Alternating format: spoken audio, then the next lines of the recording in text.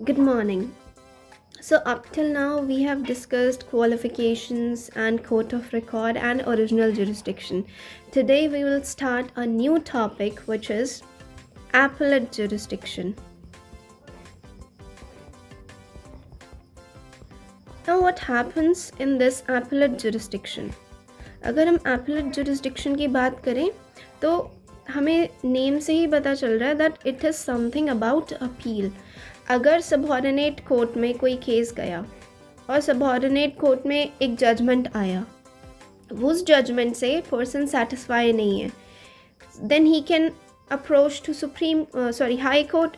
अब high court से भी अगर जजमेंट हुआ और उससे भी जो पर्सन है वो सेटिस्फाई नहीं है, then he has a chance कि वो एपेलेट जुरिस्डिक्शन के तहत सुप्रीम कोर्ट में अपील कर सकता है. बट इसमें भी कई तरीके के सब क्लॉजेज होते हैं. सो एपेलेट जुरिस्डिक्शन जो सुप्रीम कोर्ट का है वो एक्सटेंड करता है in civil cases.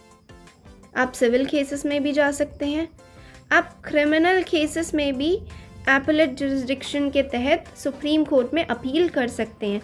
And even कुछ ऐसे केसेस है जहाँ पे कॉन्स्टिट्यूशनल मैटर्स आ रहे हैं, जहाँ पे कॉन्स्टिट्यूशन के इंटरप्रिटेशन की बात आ रही है या ग्रेव इनजस्टिस हो रहा है या कुछ ऐसा हो रहा है कि जिसमें अर्जेंसी है, अर्जेंट नीड है कि सुप्रीम कोर्ट इंटरफेयर करे.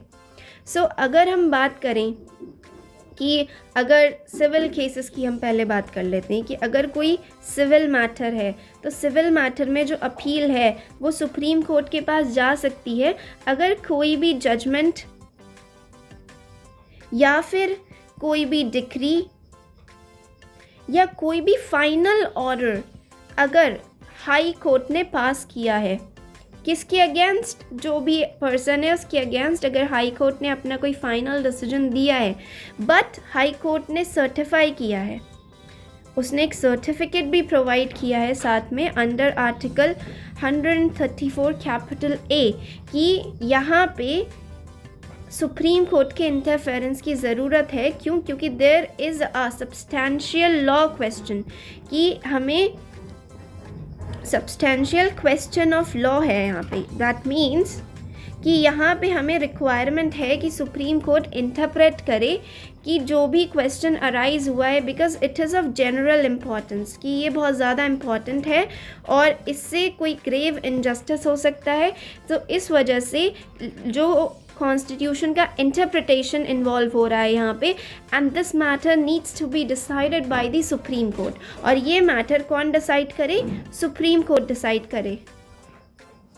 जब इस चीज़ के बारे में बात आती है कि कोई ऐसा मैटर है जिसे सुप्रीम कोर्ट को डिसाइड करना, तब वहाँ पर जो हाई कोर्ट है, हाई कोर्ट एक सर्टिफिकेट इशू करता है. वो सर्टिफिकेट इशू करने का मतलब ही ये है कि कुछ ऐसा क्वेश्चन है जिसमें लॉ जो है सुप्रीम कोर्ट उसे इंटरप्रेट करे कॉन्स्टिट्यूशन को, या कहीं कोई एम्बिग्विटी है और ये जनरल इम्पॉर्टेंस का क्वेश्चन है. इस वजह से क्या होगा, जैसे कि एक केस हुआ था PK Dev versus People's Union of Civil liberties.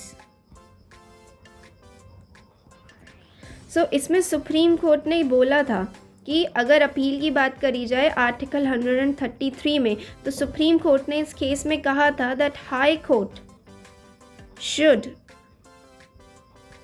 refrain from using intemperate language as a part of judicial discipline while commenting upon the conduct of another individual, particularly when that individual is not before the court. कि अगर कोई इंसान court के सामने नहीं है तो they shouldn't be using इनटेम्परेट या इमॉडरेट लैंग्वेज आप यूज़ ना करें, या आप अपना सेल्फ कंट्रोल ना खोएं, या कोई भी ऐसा लैंग्वेज का यूज़ ना हो जिसकी वजह से किसी की इमोशंस को हर्ट हो। तो ये भी चीज़ जो है इस केस में सुप्रीम कोर्ट ने बोली थी कि आपको उसकी डिग्निटी और एक हर चीज़ का ध्यान रखना पड़ता है। जैसे अभी इलाहाबाद हाई कोर्ट का केस हुआ था जहाँ पे वो कि उन्होंने जज ने बोल दिया था कि अगर किसी ने एक विक्टिम के प्राइवेट पार्ट्स को टच किया है या उसका थ्रेड ओपन करा है to tear down the bottom, और वो जो भी चीज़ है वो रेप के केस में नहीं आता है, और फिर सुप्रीम कोर्ट ने इसमें जजमेंट दिया कि नहीं, आप इस तरीके की लैंग्वेज और इस तरीके की इनडिसेंसी, इनह्यूमैनिटी नहीं दिखा सकते हैं। तो ये सारी चीज़ें बहुत ध्यान में रख के की जाती हैं, और इसीलिए जब भी कोई सिविल मैटर होता है, अगर उसमें कोई बहुत इंपॉर्टेंट क्वेश्चन आ रहा है लॉ का, तो वहाँ पे सुप्रीम कोर्ट इंटरफेयर करता है। Now if we talk about criminal matters, तो क्रिमिनल केसेस में क्या होता है? क्रिमिनल केसेस, तो क्रिमिनल केसेस में क्या होता है कि जो अपील है वो सुप्रीम कोर्ट के पास जाती है हाई कोर्ट से, लेकिन कब? हाई कोर्ट से जो अपील है वो सुप्रीम कोर्ट के पास जाती है इफ़ अगर हाई कोर्ट ने has reserved, if high court has reserved an order of acquittal of an accused person and sentenced him to death। इसका मतलब क्या हुआ and sentenced him to death कि अगर कोई सबऑर्डिनेट कोर्ट से कुछ ऑर्डर इशू हुआ, उस पर जजमेंट जो है सबऑर्डिनेट कोर्ट ने अपना प्रोनाउंस कर दिया कि डेथ सेंटेंस है या कुछ भी है, और फिर वो केस हाई कोर्ट के पास आया। जब हाई कोर्ट के पास आया, हाई कोर्ट ने भी रिजर्व कर दिया कि जजमेंट की अक्यूज को जो सबऑर्डिनेट कोर्ट से जजमेंट मिला है वो बिल्कुल सही मिला है, और उसे डेथ सेंटेंस दे दिया। इस केस में भी जो अपील है वो किसके पास जाएगी? वो सुप्रीम कोर्ट के पास जाएगी। नेक्स्ट क्या हो सकता है कि अगर हाई कोर्ट ने क्या करा है, has withdrawn for trial before itself any case from any subordinate court।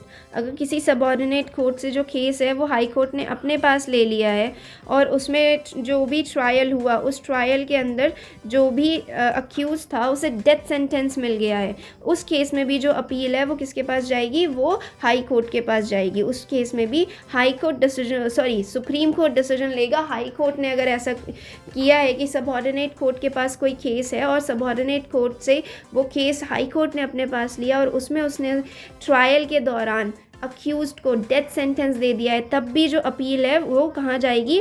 वो सुप्रीम कोर्ट के पास जाएगी। अब article 134 clause 1 sub clause C में जो भी अपील आती है, जो भी हाई कोर्ट का डिसीजन है उसके अगेंस्ट जो भी अपील आती है वो सुप्रीम कोर्ट के पास जाती है इफ़ हाई कोर्ट सर्टिफाई करता है उसे। अगर हाई कोर्ट ने सर्टिफिकेट दिया है तब तो वो जाएगी कि ये केस जो है फिट है सुप्रीम कोर्ट की डिसीजन के लिए, या सुप्रीम कोर्ट इस केस को हेयर करे। बट जो सब क्लॉज सी है, सब क्लॉज सी में ये लिखा गया है कि that such appeals shall be subject to rules made by the Supreme Court, कि वो अपील्स जो भी रूल्स सुप्रीम कोर्ट ने बनाए हैं उसके तहत होने चाहिए, और जो भी कंडीशंस हाई कोर्ट डिसाइड करता है वो कंडीशंस फुलफिल होनी चाहिए। और फिर जो सर्टिफिकेट है वो ग्रांट कौन करेगा? हाई कोर्ट ग्रांट करेगा क्रिमिनल केसेस में कि ये केस सुप्रीम कोर्ट के पास जाएगा। बट ये डिपेंड करेगा कि वो केस इवैल्यूएट किया जाएगा कि वेदर इस केस में कोई ऐसा सब्सटैंशियल क्वेश्चन आ रहा है कि अगर हमने ये केस सुप्रीम कोर्ट के पास नहीं भेजा तो ग्रेव इनजस्टिस हो सकती है, या फिर अगर हमने डिनाई कर दिया जो भी अक्यूज़ की अपॉर्चुनिटी है कि वो सुप्रीम कोर्ट के पास अपील करे, उसकी वजह से उसे नुकसान होता है। In both the cases that case needs to be given to Supreme Court, और वहाँ सुप्रीम कोर्ट अपनी हियरिंग देगा। सो अप टिल नाउ हमने एपेलेट जुरिस्डिक्शन को डिस्कस किया, विच इज़ सिविल केसेस में हो सकता है, क्रिमिनल केसेस में हो सकता है, या कोई ऐसा केस आए जिसमें कॉन्स्टिट्यूशन को इंटरप्रेट करने की बात आ रही हो, जिसमें इंटरप्रिटेशन आ रहा हो, ग्रेव लॉ का क्वेश्चन आ रहा हो, वो सारे केसेस सुप्रीम कोर्ट के पास अपील के थ्रू जाते हैं. In next class, we will discuss about special leave petition. Up till now, this is sufficient. Revise it. Thank you.